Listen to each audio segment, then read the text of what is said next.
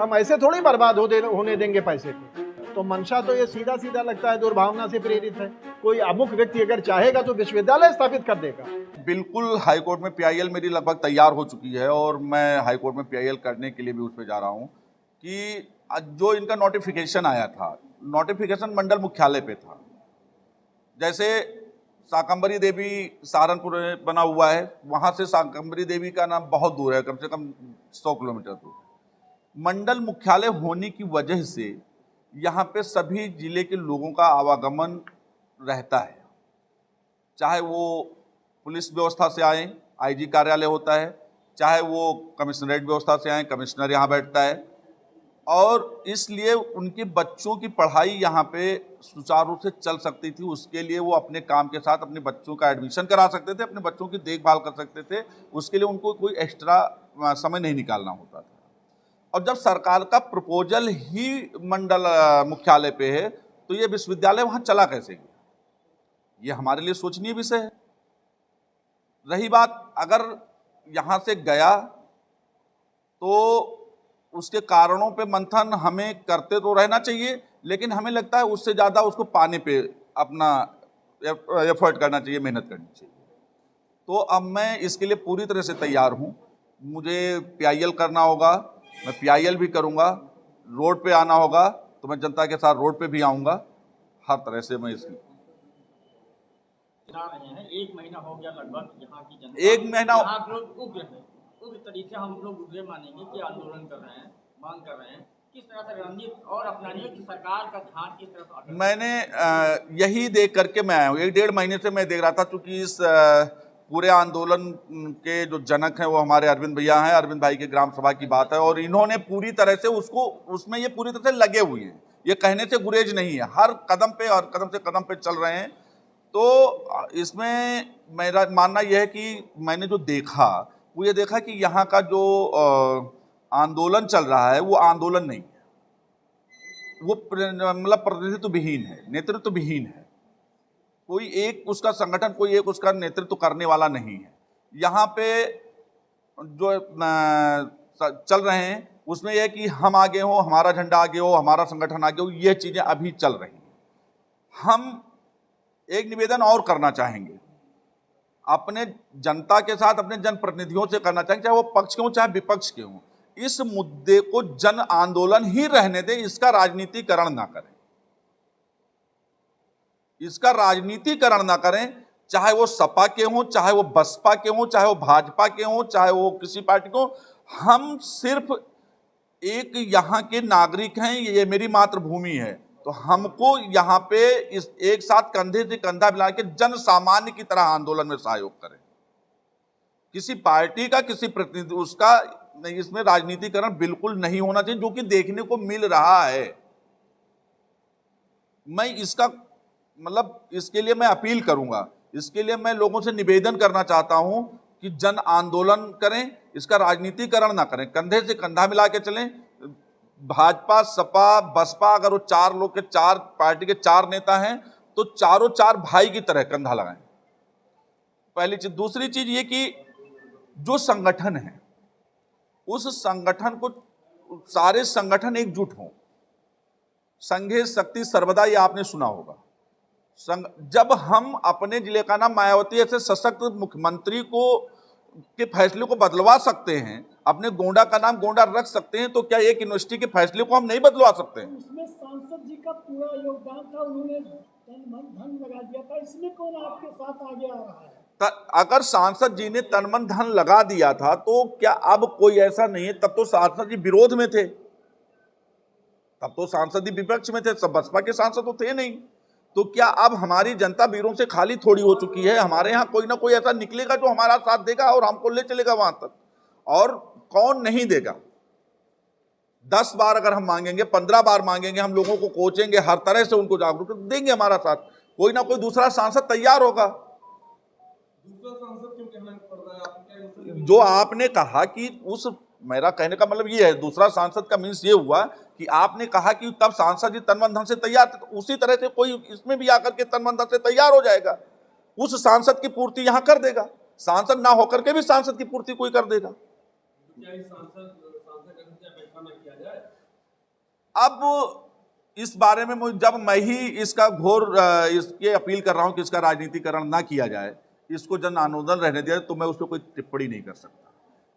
कारण यह है कि नहीं, ये जब मैं कह रहा हूं यहां का एक बच्चे को आवाज उठाना चाहिए, वो तो मेरे जनप्रतिनिधि हैं, उनको तो सबसे आगे आना चाहिए, लेकिन वो नहीं आ रहे हैं हमारे जनप्रतिनिधि। मैं नहीं जानता इसके बारे में, मैं कोई टिप्पणी नहीं कर सकता। इसलिए नहीं कर सकता क्योंकि वो मुझसे हैं। अगर हमारी अगर 40 इतनी जनता वोट ना देती तो सांसद ना बनते, हमारी जनता अगर हम वोट ना देते तो विधायक ना बनते, वो हमसे है ना। तो हम क्यों उनके सामने गिड़गिड़ाने जाए, हम क्यों ना उनको ये दिखाएं कि इतना शक्ति प्रदर्शन करके मैंने तुमको सांसद बना दिया, तो इतना शक्ति प्रदर्शन करके तुम्हारे अगेंस्ट में ले भी सकता हूं। जनप्रतिनिधियों का कहना है कि और जनता मुझे नहीं देती, योगी और मोदी को देती। ये कहना उनका, ये तो सबूफे हैं।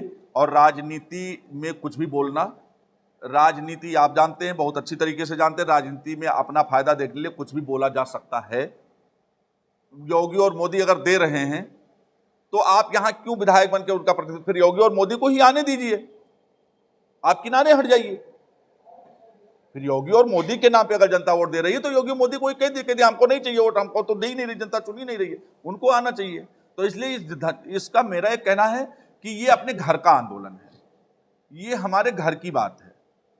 हमें यहाँ पे ना कोई नेता है, ना कोई विधायक है, ना कोई पत्रकार है, ना कोई वकील है, ना कोई सांसद है। हम सबको मिल करके जो जहां पे जिस तरह से आंदोलन में सहयोग कर पाए, मेरी हमारे जनता से और हमारे साथियों से यही अपील है कि जिस लायक जो जहां पे है उसी लायक वहीं पे खड़ा हो जाए और मैं देखूं कि ये लेके जाकर के वहां बनवा सकते हैं।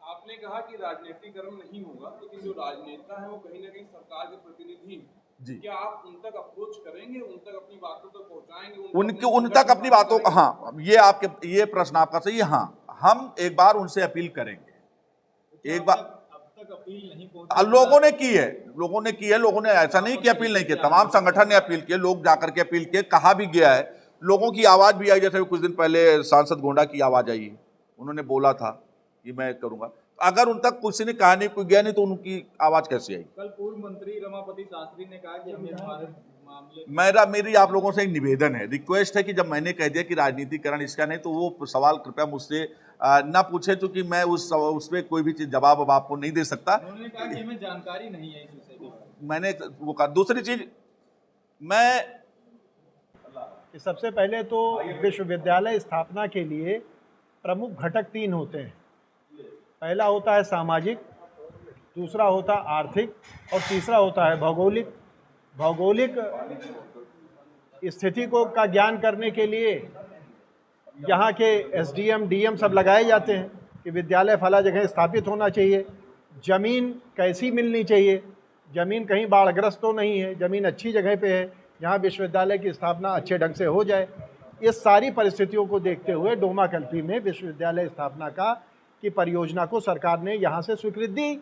56 एकड़ ज़मीन है, वहाँ पर सरकारी ज़मीन है, ज़मीन बाढ़ रहित है, उस पर कोई टेंशन कोई टेंशन वायर्स नहीं जा रहे हैं, ज़मीन एकदम विश्वविद्यालय के लिए उपयोगी है। गोंडा मुख्यालय से 16 किलोमीटर दूर है, लखनऊ से करीब 90-95 किलोमीटर दूर है।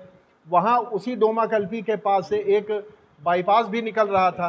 अब जब सारी परिस्थितियाँ विश्वविद्यालय बनाने के लिए अनुकूल हैं, तब उसको यहाँ से स्थानांतरित करने का सरकार की क्या मंशा हो सकती है? तो मंशा तो ये सीधा लगता है दुर्भावना से प्रेरित है, या व्यक्तिगत कोई मतलब है, या फिर राजनीतिक मसला है।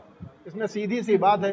दरअसल इसमें वास्तव में विश्वविद्यालय की स्थापना जो है वो सरकार अपने पैसे से नहीं करती है, कोई सरकार के पास वो नहीं पैसा रहता, ये टैक्स पेयर का पैसा है, ये हम लोग पैसा देते हैं, हम लोग अपनी सुविधाओं के लिए पैसा देते हैं। हम पैसा बर्बाद करने के लिए हम सरकार को ये नहीं चाहते हैं कि वहाँ सरकार का पैसा बर्बाद हो।